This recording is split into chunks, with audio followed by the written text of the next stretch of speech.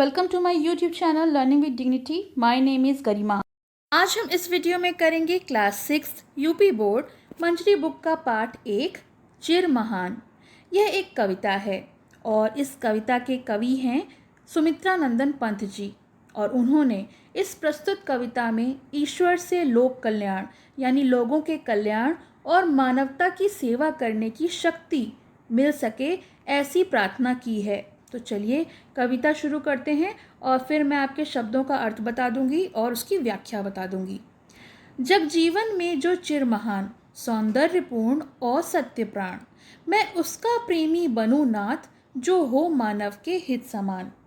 तो जग जीवन यानी संसार के लोगों के जीवन में चिर होता है दीर्घ काल तक रहने वाला जो सदैव रहता है, और महान यानी जो बड़ा होता है। सत्य प्राण का अर्थ होता है जिसका हृदय सच से भरा हो, यानी जो सच है उससे भरा हो, सच्चा हो। और मानव के हित समान का अर्थ होता है जो मानव के हित में हो।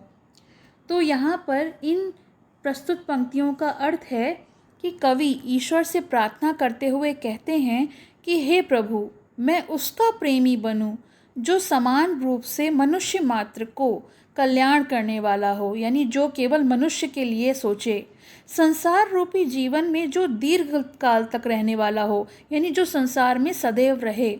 श्रेष्ठ सौंदर्य से परिपूर्ण हो और हृदय में सत्य धारण करने वाला हो, यानी जिसके हृदय में सच भरा हुआ हो, जिससे जीवन का कल्याण हो सके।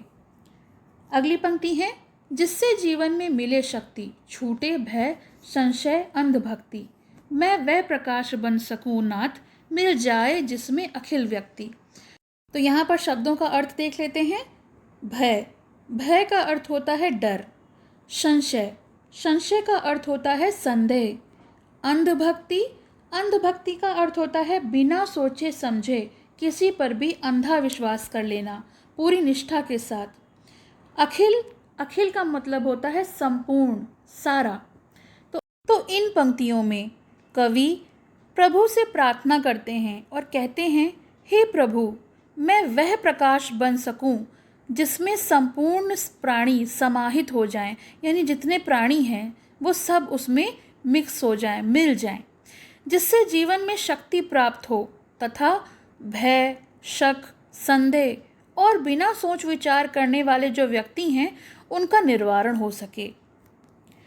पाकर प्रभु तुमसे अमर दान करके मानव का पारित्राण, ला सकूं विश्व में एक बार फिर से नवजीवन का विहान। तो यहाँ पर कौन सा शब्द दिया है? मानव। मानव होता है मनुष्य। परित्राण का मतलब होता है पूरी रक्षा, नव माने नया, और विहान होता है प्रातःकाल या फिर भोर।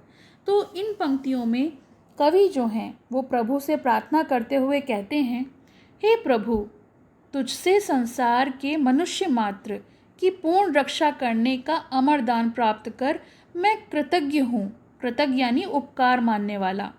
मुझे ऐसी शक्ति दो कि मैं एक बार पुनः नए जीवन का प्रातःकाल ला सकूं, अर्थात प्राणी मात्र को सुखी व समृद्ध बना सकूं, उनका कल्याण कर सकूं। तो ये कविता हो गई और इस कविता का अर्थ हो गया। चलिए कवि के बारे में पढ़ लेते हैं। प्रकृति के सुकुमार सुमित्रा नंदन पंत का जन्म 20 मई सन 1900 ईस्वी में अल्मोड़ा के निकट कौसानी ग्राम में हुआ था। इनकी प्रारंभिक यानी शुरुआती शिक्षा ग्राम में ही पाठशाला में हुई। इनकी साहित्यिक सेवा के लिए भारत सरकार ने इन्हें पद्म भूषण से सम्मानित किया। इनकी प्रमुख रचनाएं हैं वीणा, ग्रंथि, पल्लव, गुंजन, चिदाम्बरा आदि।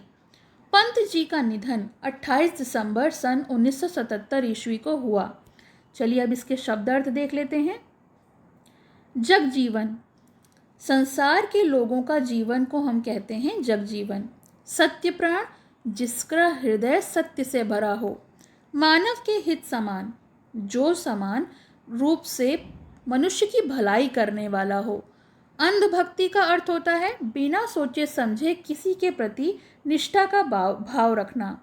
अखिल यानी संपूर्ण या फिर सारा। परित्राण का मतलब होता है पूर्ण रक्षा। यानी पूरी तरह से रक्षा करना, और विहान होता है प्रातःकाल या फिर भोर। तो ये तो हो गए शब्दार्थ। चलिए हम इसके प्रश्नाभ्यास देख लेते हैं। विचार और कल्पना। प्रश्न 1, संसार में मानव कल्याण के लिए कौन कौन उपाय किए जा सकते हैं? अपना विचार व्यक्त कीजिए, यानी अपने विचार बताइए। अगर आपको ईश्वर से संसार के कल्याण का वरदान मिल जाए तो आप क्या क्या करेंगे? तो इसका उत्तर है, हम कुछ ऐसा करना चाहिए जिससे कोई भूखा न रहे, सभी स्वस्थ रहें और खुशहाली पूर्वक जीवन व्यतीत कर सकें।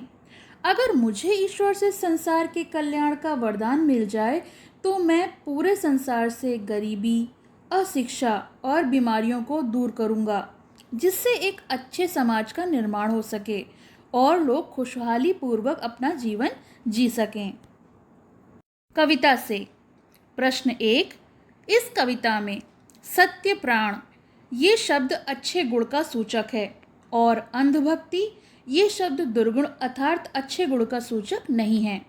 इसी प्रकार कविता को पढ़कर इसमें आए अच्छे गुण वाले शब्दों और दुर्गुण वाले शब्दों की सूची बनाइए। जैसे अच्छे गुण वाले शब्द हैं सत्य प्राण, अमरदान, परित्राण, शक्ति सौंदर्यपूर्ण, और दुर्गुण वाले शब्द हैं अंधभक्ति, भय और संशय।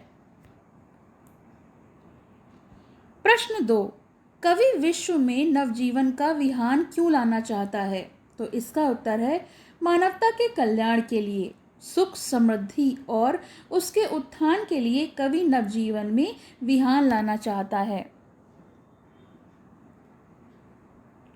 प्रश्न 3, इस कविता का शीर्षक चिर महान है। आपको इस कविता का कोई और शीर्षक देना हो तो क्या शीर्षक देना चाहेंगे? लिखिए। तो इसका उत्तर है नवजीवन का विहान। विहान का अर्थ होता है प्रातःकाल, यानी नए जीवन की सुबह।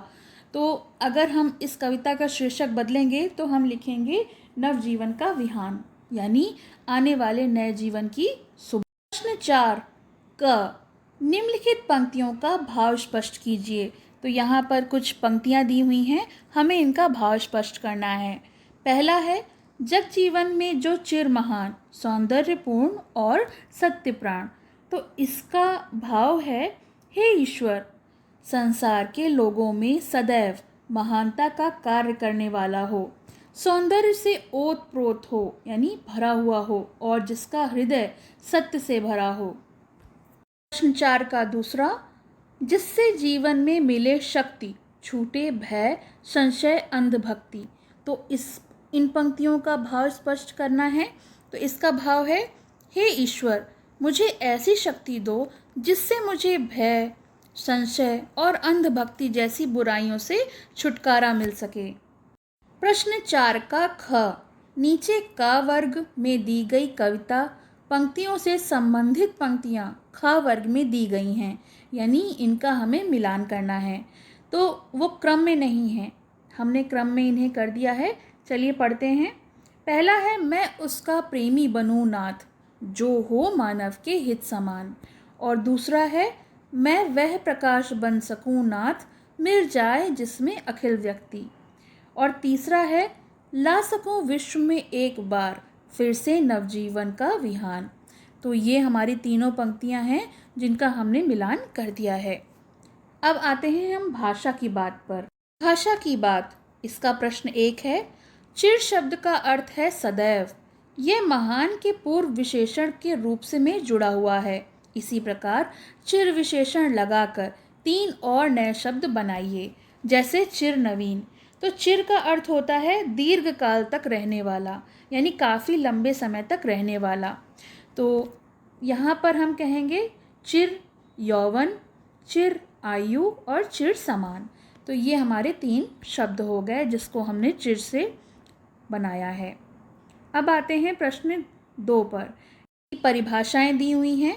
तो 2 है, जो संज्ञा या सर्वनाम की विशेषता बताएं उन्हें हम विशेषण कहते हैं। जिसकी विशेषता बताई जाती है हम उसे विशेष्य कहते हैं। जैसे सुंदर स्त्री, तो इसमें सुंदर इसका विशेषण है और स्त्री यानी उसकी विशेषता बताई जा रही है तो वो विशेष्य है। तीसरा, क्रिया विशेषण वे शब्द हैं जो क्रिया की विशेषता बताते हैं। जैसे काला घोड़ा तेज दौड़ा, तो इस वाक्य में काला शब्द विशेषण है। जो संज्ञा शब्द है घोड़ा, वो उसकी विशेषता को बता रहा है। तेज दौड़ा में दौड़ा शब्द क्रिया है और उसकी विशेषता बताने वाला शब्द है तेज, क्रिया विशेषण। तो ये हमारे पाठ के प्रश्न अभ्यास हो गए। आपको कैसे लगे ये कमेंट सेक्शन में ज़रूर बताइएगा। अगले वीडियो में हम अगला पार्ट देखेंगे, अपना स्थान स्वयं बनाइए, और उसके प्रश्नोत्तर भी आपको जिस वीडियो में दिए जाएंगे उसका लिंक आपको डिस्क्रिप्शन में मिल जाएगा। धन्यवाद। पसंद आया हो तो लाइक करें, शेयर करें और चैनल को सब्सक्राइब करें।